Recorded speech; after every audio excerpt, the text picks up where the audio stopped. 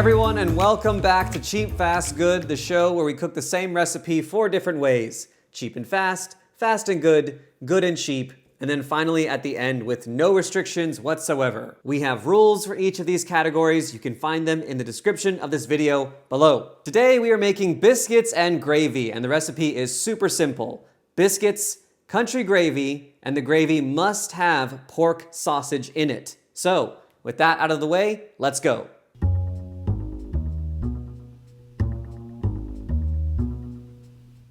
So first thing, we're gonna grab this H-E-B branded country gravy, then we're gonna get H-E-B whole milk, then we're gonna get H-E-B sausage, and then we're gonna give H-E-B more money with these buttermilk biscuits. With tax, that brings the grand total of our cheap biscuits to an impressive $7.25. All right, so here is our setup.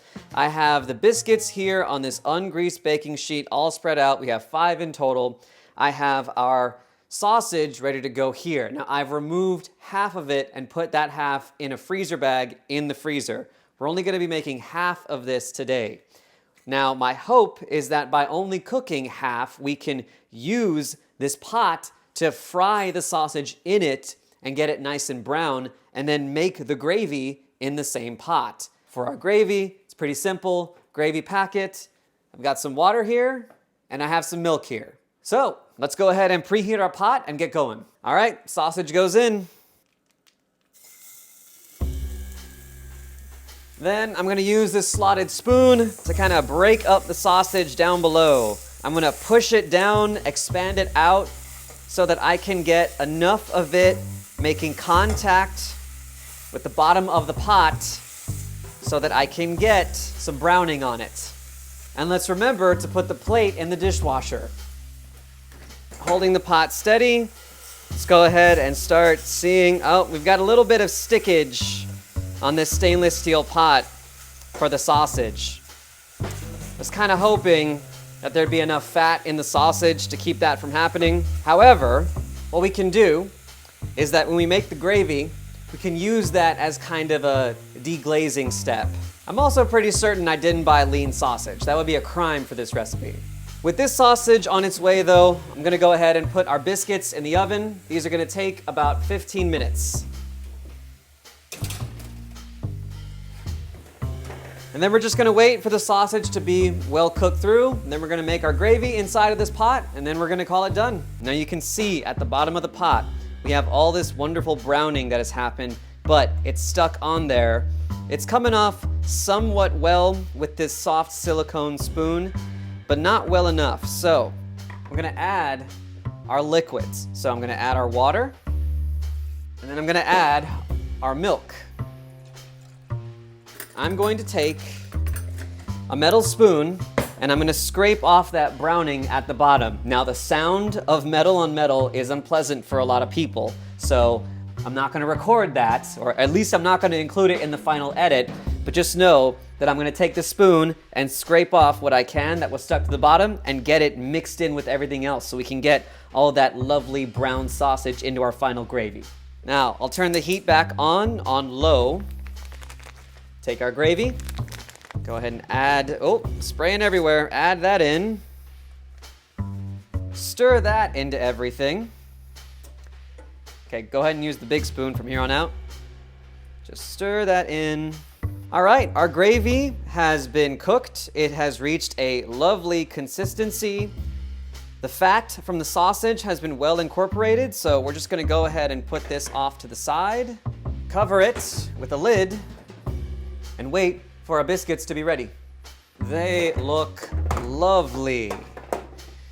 Now, I'm going to let them cool for maybe about 2 or 3 minutes, and then we'll serve them up. All right, and then what's the first thing you do with the biscuit? You cut it in half down the middle. Take our country gravy with sausage. Ooh, yeah. And then let's pour it all on top. I want it to spill on the plate. It doesn't look presentable if it doesn't fall off the biscuit. And that right there, folks, is biscuits and gravy, cheap and fast.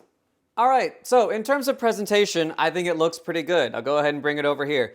Biscuits and gravy is not meant to be this like high class dish. This is Southern style comfort food, and it's meant to look messy. And in my eyes, in this Southern boy's eyes, this is near perfect. Let me get a little bit of the sausage that's brown. Oh yeah, right there. Yes. That is good. That is so good. So here's what I noticed right off the bat. The gravy's amazing. If there's a way to make the gravy even better than this, I'm gonna be shocked, because this is really, really good. The biscuits, on the other hand, have a kind of aftertaste. And the only way that I can describe them is it's the aftertaste that comes with the biscuits you buy in a can. I have no idea what that is, but whenever I buy Pillsbury biscuits, Pillsbury croissants, Pillsbury pizza crust, Pillsbury pie crust, all of it, there's some kind of taste that's there. Is it bad? No.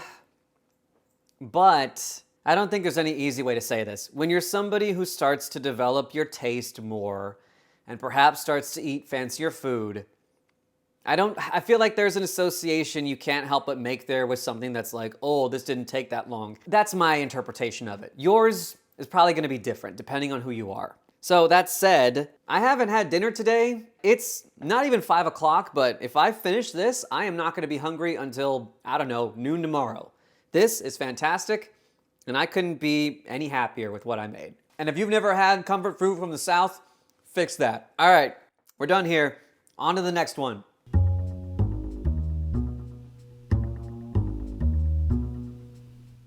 So for pre-made gravy mix, there's really no such thing as bougie gravy. There's just cheap gravy and less cheap gravy. So we're gonna get this McCormick gravy mix here. Then we're gonna go to Central Market to get this breakfast sausage here. I bought 3/4 of a pound for $4.12. Then we're gonna get this Mason-Dixie frozen buttermilk biscuit dough. And then finally, we're gonna get Mill King whole milk. With tax, that brings the price of our more expensive biscuits to $15.63.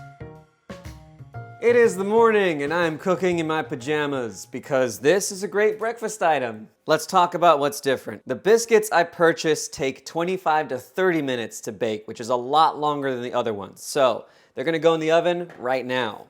At the halfway mark, I will start to cook my sausage. I am going to use a cast iron skillet this time. My trick last time of trying to cook the sausage in the pot and get browning, while it did work, it didn't work to the degree that I would like, so I'm gonna cook it separately. When it's cooked, add it to the pot, make the gravy, and then that's it. Hey y'all, Editing Matt from the future here. I just wanted to make a brief note and say that in this particular segment for a couple minutes, I forgot to turn on my DSLR, so you're only gonna get GoPro footage. However, that might have actually been for the best in this situation, as you'll soon find out.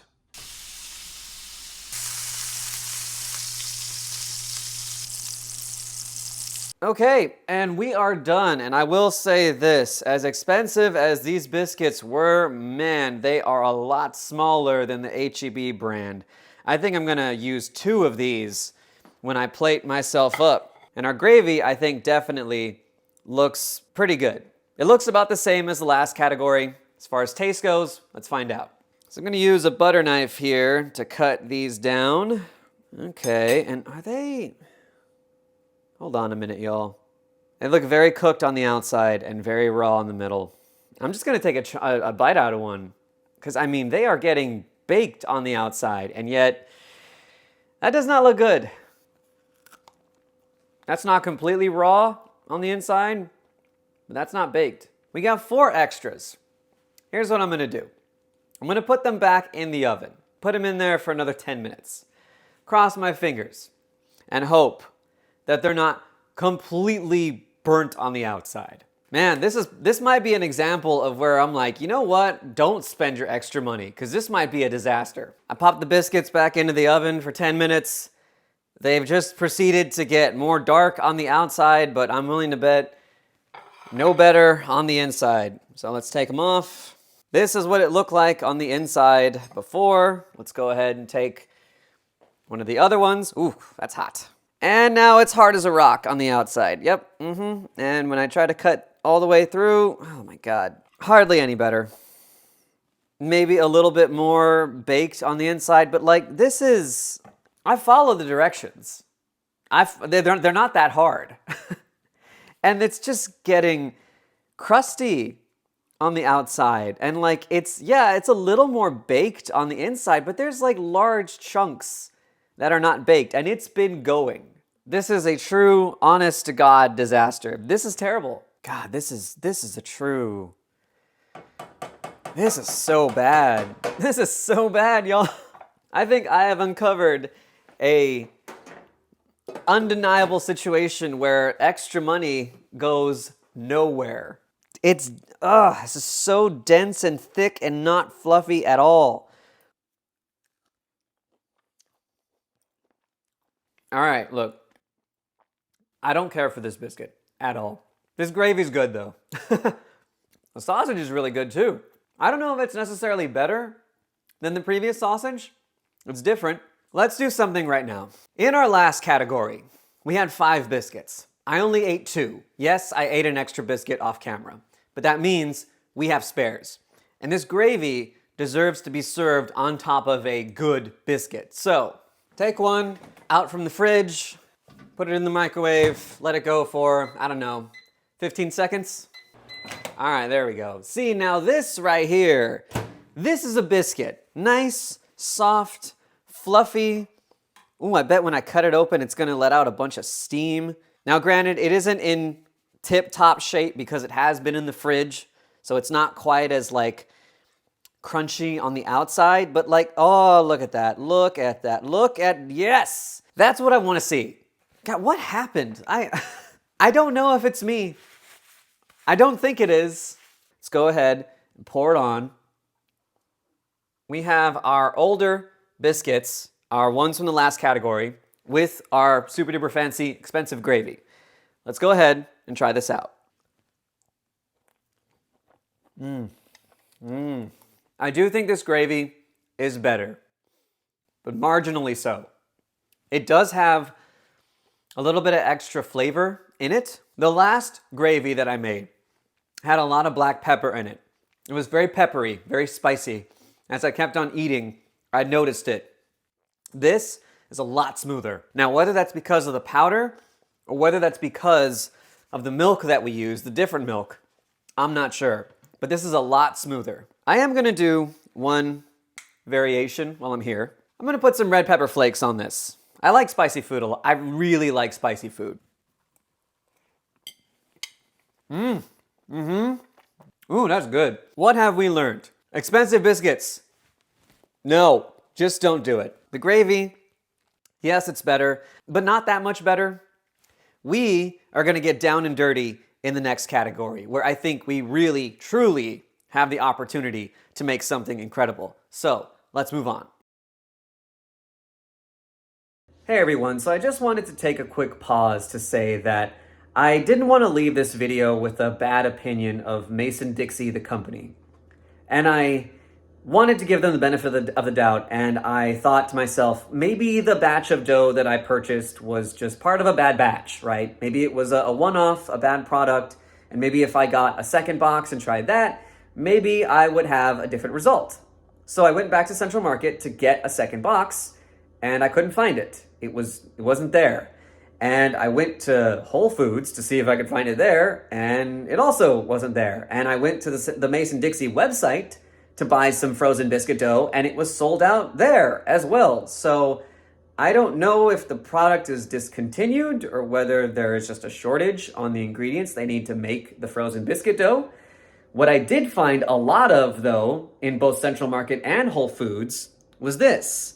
These are Mason-Dixon pre-baked biscuits that just need to be reheated. They can be reheated in the oven. I wish I could get another batch of dough to make that, but I am gonna make this. I'm gonna see if this comes out better. I really wanna have a positive opinion of this company because I want to support the smaller food producers out there. So I'm gonna make this in my oven according to the directions on the box. And we're gonna see what happens. All right, so here we are. We got 3 biscuits on the baking sheet. They are a little bit small, but you can see that these already look very different from what we baked before. They already look like pre-baked biscuits because I assume that's what they are. So they're gonna go into my oven at 350 for 7 minutes, and then we're gonna pull them out and try them. All right, y'all. Let me see if you can get a good picture of that. This looks so much better. It feels soft. It does smell really, really good. So we are already in a much better position in terms of look, in terms of it being baked all the way. So let's try these. All right, moment of truth. I mean, much better. Much, much better. These are good. Now, honest opinion, because if I'd gotten these, I definitely think I would have had a much better time in the fast and good category. If I'm trying to put my brain back in that mindset and think about what I would say if I tried these in that moment in comparison to the cheap biscuits. What I would say is that these, I don't think they're as good as the H-E-B biscuits or Pillsbury biscuits. They're good. And they don't have that aftertaste that I talked about with Pillsbury biscuits or like biscuits from a can. But they're small, y'all. They're so small and they're expensive. I don't know if I could recommend anybody use these for biscuits though. It really hurts me to say that. One final note, because I originally ended this recording on a bit of a downer. Mason-Dixie does make other products. I saw at Whole Foods, they make breakfast sandwiches, they make waffles. I'm actually going to go try those on my own time. Maybe some of those other things are really good. So I don't want to let this one experience speak for the entire company. I will do what I can, right? And if what they serve elsewhere is really, really good and it changes my mind, I will definitely let you all know either on YouTube or Instagram or wherever. But the results will need to speak for themselves. So for now, let's go ahead and move on.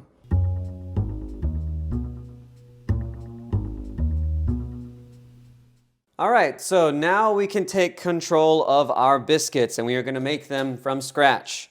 One key difference we're gonna make here is that up until now we have been cooking, or trying to cook with that last time, pre-shaped biscuits, cut biscuits, right? For this category, I wanna make drop biscuits. We take a scoop of dough, we drop them in the pan, and that is it. We don't touch them again, we let them bake and cook as they are. So, let's go ahead and get started. First things first. We need to whisk up our dry ingredients. One of these days, I'm gonna get a container for this. I'm doing this so messily. What if I just do it this way, right? If I just like try to pour in the bag 1 cup. In case you can't tell, I am not much of a baker. Level that out, that is about a cup. That is about a cup. So we're gonna put that in there. And if we're missing, we're doing 2 cups of flour. So whatever it is I am missing, I will just kind of eyeball. I'd say that's about another cup. And then we'll just sprinkle a little bit more. There we go. Sprinkle a little bit more to make up for what was missing. Now we need some baking powder. And here is where I can get a little more precise. 2 teaspoons of baking powder, a half teaspoon of baking soda, 1 teaspoon of sugar. And then the recipe says 3/4 of a teaspoon of salt. It's a kind of an odd measurement. Whenever I salt dough though, I like to just kind of eyeball it. I already have a tendency to undersalt things, so I just add enough and then I add more. And I think that's good. All right, now we whisk these up.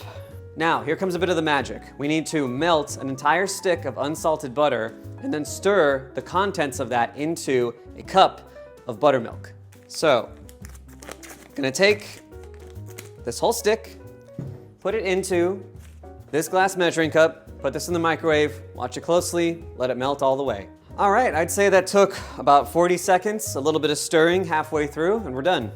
All right, then we need a cup of buttermilk. We're gonna stir this melted butter into this cold buttermilk. It's going to form curds. Not like cheese curds, but it's going to chill down and re-solidify into solid chunks again. The goal is not to mix it together until it becomes like one single homogenized liquid. Those clumps that form, we wanna keep those clumps. And if you can see up close, there they are. All right, so our buttermilk mixture is looking kind of like cottage cheese. I'd say we're done there.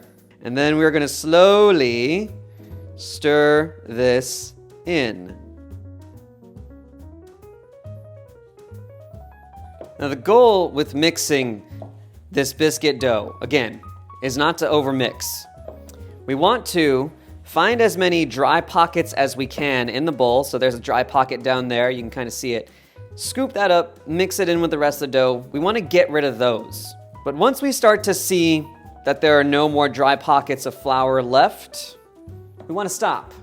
All right, now I'm going to start using my hands to kind of get in here because we're starting to get a little bit tough with the dough. I'm going to put this away, and I'm just going to come in here with my hands, and then I'd say this is good. We're done. Now, let's go ahead and take a third or a quarter measuring cup, scoop out the dough, kind of use my hands to get some in there, and then that's it. I think y'all know where this is going, so I'm going to go ahead and skip to the next part. Biscuits are ready. We got 7 of them going. Kind of an odd number, but that's what it is. So we have our leftover sausage from H-E-B. This is what we're going to use to make our gravy. It already has some spices in it, but we're going to add some more, and the gravy is going to be made on top of the cooked sausage. You'll see. Let's go ahead and get started. I'm going to wait to put the biscuits in the oven until we've started browning the sausage to a good degree. Got a little bit of sizzle happening there. For those of y'all who are wondering why you see me using so many different spatulas, it is because of the rules of each category. I don't like to use my metal spatula for any categories where cheap is involved because that spatula was very expensive. Ah, yes, that is looking lovely, yes. All right, our sausage is nice and cooked all the way through. We also have some bits of fond that are sticking to the bottom of the skillet. We're gonna go ahead and deglaze that as best as we can because we are gonna make our gravy inside the skillet. And here's how we do that. I have a third cup of flour, and I'm gonna sprinkle that over the sausage. Fold it in as much as I can. Try to get as much of an even distribution of it as possible. And then once everything looks like it's been nicely coated, we're gonna add in 2 tablespoons of cold butter. And we are gonna stir that in. I wanna leave it on like a medium to low setting because I really want the fat to emulsify across the whole mixture. I may have done this backwards actually. I may have meant to add the butter and then the flour. Let's see how this turns out. Butter's gone. All right, so we got the butter. Oh, there was a little bit left. Turning the heat down a little bit lower. And now I'm going to add in 3 cups of whole milk. So I'm gonna use my whisk and we are gonna slowly bring this in. And I'm gonna scrape the bottom of the pan with the whisk, oh, made a mess, to try and scrape up those bits of fond that were stuck to the bottom. Now I am just gonna go ahead and continue to stir this a little bit. We gotta add some seasonings to this gravy. Start off with salt, let's add a good amount. Let's do black pepper, also a good amount. Then I'm gonna add some garlic powder, some onion powder, a little bit of paprika, because I like the coloring. Some crushed red chili peppers, because I like my food spicy.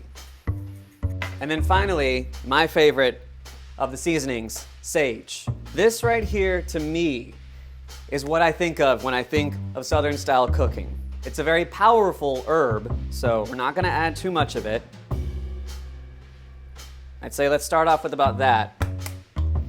And then we'll see where we go from here. I'm gonna go ahead and stop recording, and we'll skip to when this gravy starts to thicken up. All right, y'all, we are done. Now, I do want to try these things solo before I put them together.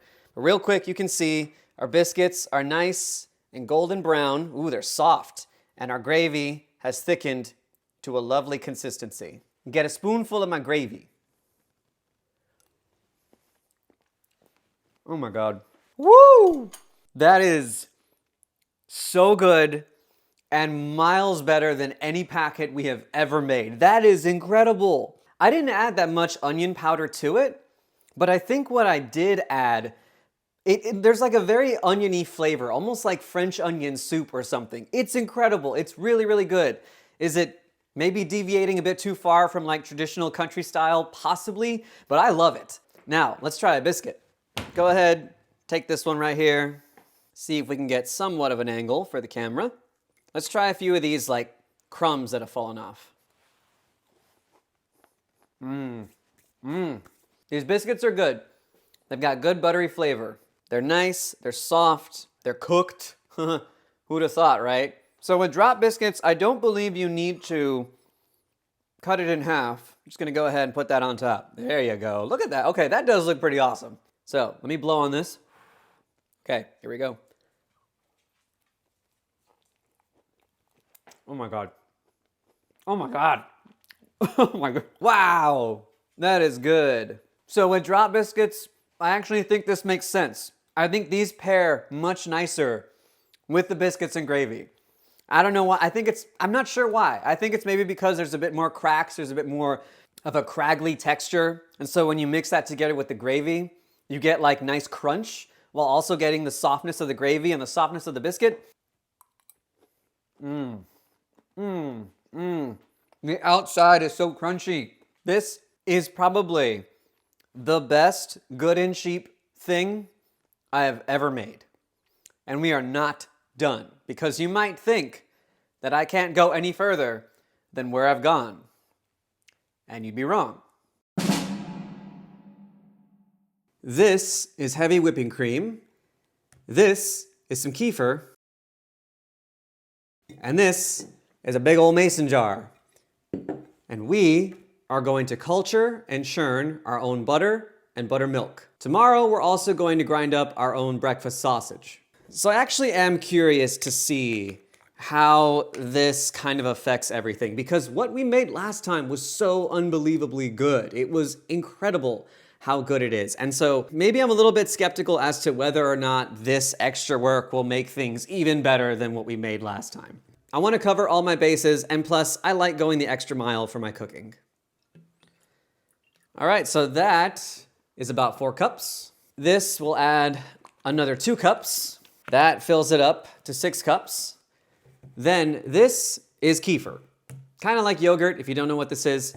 It has probiotics in it. It has bacteria that can culture our heavy whipping cream. We're not going to add that much. We probably only need about half a cup or so. So we're going to go to about right here. All right, now with all of our liquids inside, we're going to just shake it up. Doom, doom, doom, doom, doom. Okay, we're done. All right, so I do want to clean up a little bit of the side and also the rim. We're gonna put this cheesecloth on top. The cheesecloth is just to keep out foreign objects, stuff like bugs, or anything big enough that would fall in here for some reason. This whole vessel is going to stay at room temperature, yes, room temperature, for 3 days. Here's a little breakdown of the science and why I'm not too worried. 1, I have done this before many years ago, and it turned out great. 2, the bacteria from this will begin to ferment the cream down below. It'll begin to produce acid as a result. And that acid will protect the insides from more dangerous pathogens, the stuff that will get you sick, right? The bacteria will create an acidic environment where that stuff cannot grow, cannot thrive. After about a day or so, this will already be considered cultured. At 3 days, there will be enough acid in this vessel to really give the butter and the buttermilk a really good flavor. So I'm going to put this in my closet, and we are going to come back in 2 days to grind up our sausage, and then in 3 days to churn this into butter. This is a pork butt. I got this from Butcher Box, and my meat grinder is making a second appearance. The great thing about a pork butt for sausage is that I don't have to mess around with ratios of meat to fat. I just need to cut this up into cubes and grind it up, and that's it. It is generally agreed upon that the fat to meat ratio in a pork butt is perfectly sufficient in and of itself. I'm gonna take my breaking knife, I'm gonna cut this up into cubes, I'm gonna put these cubes on a baking sheet, flat, then I'm gonna put that in the freezer for 30 minutes so it gets super cold, and then we'll come back when we're ready to grind. All right, so here we are. We got our pork, it's been in the freezer, it looks good. Nice mix of meat to fat. I'm gonna put the grinder together. I also have this seasoning mixture right here. This is about 40 grams of salt, 2 to 3 tablespoons of sage, about a half tablespoon of paprika, about a half tablespoon of red chili flake, about a tablespoon of salt, and maybe about 2 or 3 teaspoons of sugar. All right, let's actually get to work, huh? I got my big bowl that's gonna catch our grind. I have my cutting board, which is elevating my grinder up, and it's protected by plastic in case any bits of raw meat get on it. It should be easy to clean up. Here we go.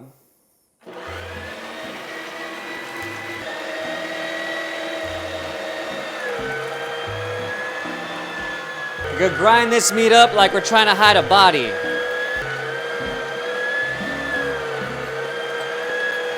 And I'd say with that, we are done. Let me go ahead and get the GoPro in a little bit closer so you can see. That's what our ground sausage looks like right there. It looks pretty good for a first grind. One thing I've noticed about this grinder is that first grind is actually pretty ground up. Like if I made breakfast sausage with this, I don't think I'd be disappointed. I'd be pretty good with the consistency here. I'm probably gonna do one more grind, but at this stage, we wanna start mixing in our seasoning. So here we go. 5 tablespoons all over it.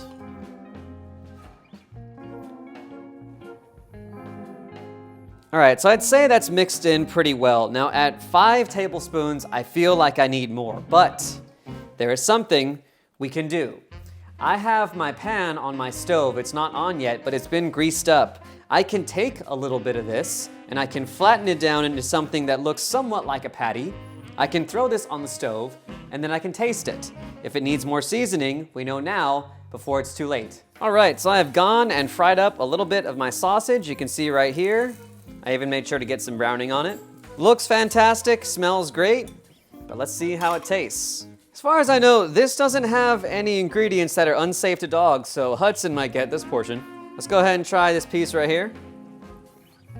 You know what? That's perfect. This does not need any more salt. So after chewing on this for a little bit, that's perfect, y'all.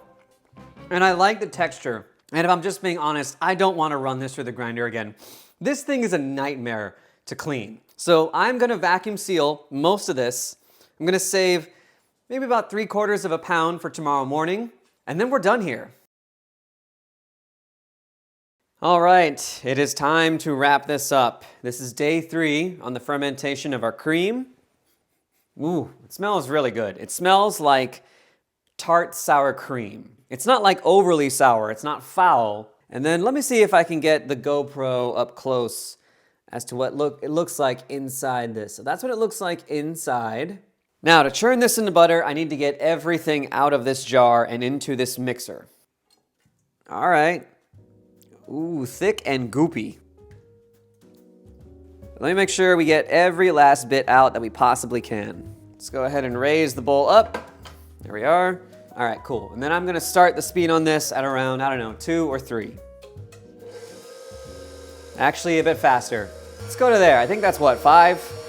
And then I'm just gonna keep an eye on this.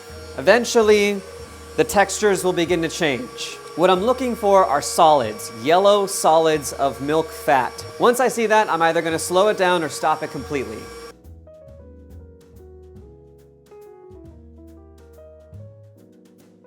We got solids. The solids are our butter, and the liquid is our buttermilk. So let me lower the bowl. I'm just trying to get as much of the solids off of the mixer attachment as I can. I grabbed a bowl, I grabbed a strainer, and I grabbed a cheesecloth. We are going to try and get as much of the liquid and the solids separated as we can. And here we go. And we gotta be very careful about this, because if we squeeze too hard, we will actually cause the butter fat to go through the holes in the cheesecloth. But I do want to give it kind of a gentle press, because I want to squeeze out the buttermilk from the butter. I'm actually kind of getting some butter coming through the holes, so maybe some of that's inevitable. All right, that might be about all we can get out by hand. So I'm gonna take my big block of butter, put it in the bowl, take my strainer out. Ooh boy, I'm making a mess.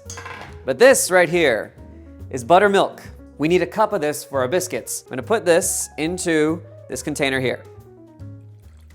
Then I'm gonna pour a cup of this into a measuring cup, put both of those in the fridge, and hopefully our cup of buttermilk will be chilled by the time we're ready to make our biscuit dough. Okay, so I've removed our butter from our cheesecloth and I've put it into this big bowl of ice water. The goal here, and the reason why it's ice water is so that the butter can firm up. The goal here is that we need to get as much of the liquid buttermilk as we can out of this butter block because there's still some in there. And the only way that's gonna happen is if we just kinda work it with our hands. Now this is probably gonna get messy and probably gonna get butter all over my gloves. The goal is to let the water get cloudy. As soon as it gets cloudy enough, dump it out, fill it up again, work the butter block again until the water runs clear.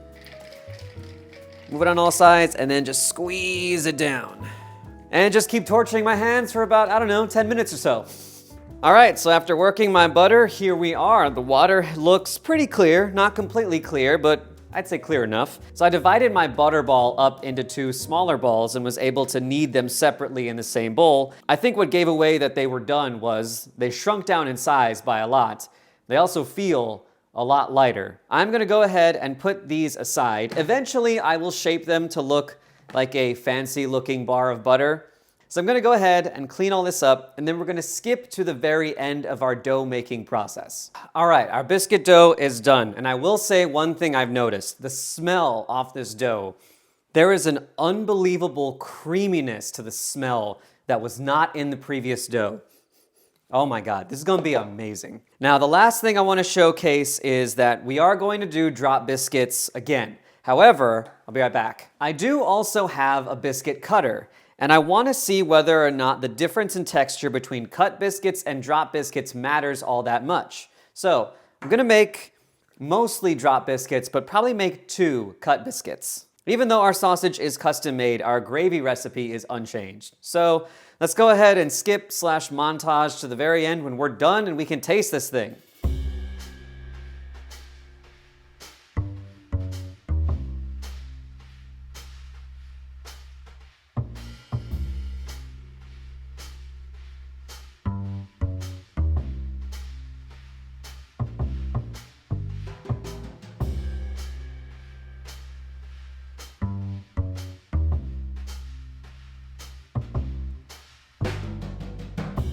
And there you have it, y'all. This is the last food tasting of season 1. I cannot believe that we made it this far. Biscuits are done, gravy is done, everything smells amazing. We'll say right off the bat that our drop biscuits and our cut biscuits don't really look all that different from each other. Here, I'll go ahead and bring them up close. So this right here is a drop biscuit. This is a cut biscuit. Yes, it has more craggly bits, but honestly, visually, they don't look all that different. Now for our cut biscuit, I will go ahead and cut it in half because that's how we've been doing cut biscuits. And then I will go ahead and take a big old scoopful of this right here and put that right on top of this. And then I'm gonna take another spoonful of this stuff and I'm gonna pour it right on top of that right there. Let's go for the cut side first. Ooh, look at that, that's steaming, my God.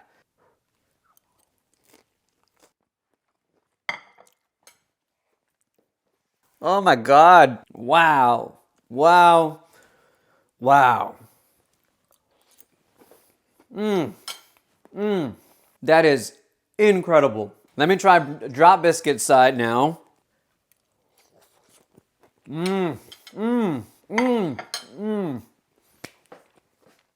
Yo, whoa.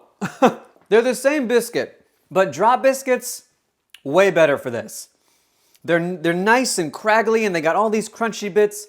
And then when you get through those, there's this huge layer of fluffy biscuit inside. It is unbelievably amazing. Now, how does this compare to yesterday's recipe? There's a lot more creaminess involved in everything that I'm tasting. And my gravy on its own almost tastes like it has cheese in it, though it doesn't. It only has milk, flour, seasoning, sausage, all that stuff. And I think part of that has to do with the fermented nature of our butter. When you ferment something, you make a lot of the notes that can be associated with stuff like yogurt, sour cream, and also cheese. Out of all the things that I have done, I think the sausage is the one where the effort matters the least. The sausage is good. Don't get me wrong, it's very good. But I would say it's not all that different from sausage I could buy at the store. The butter and the buttermilk, though, these are so much better. These are on a totally different level. Y'all, this is it.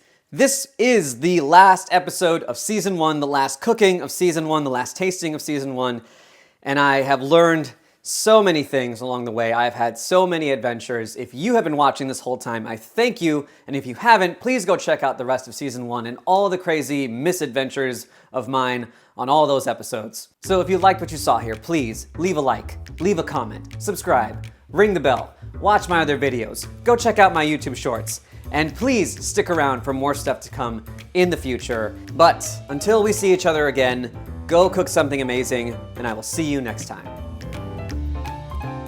Get more of this. I skipped breakfast for this. I haven't even had coffee yet. I'm gonna have to glug down a big old coffee after this.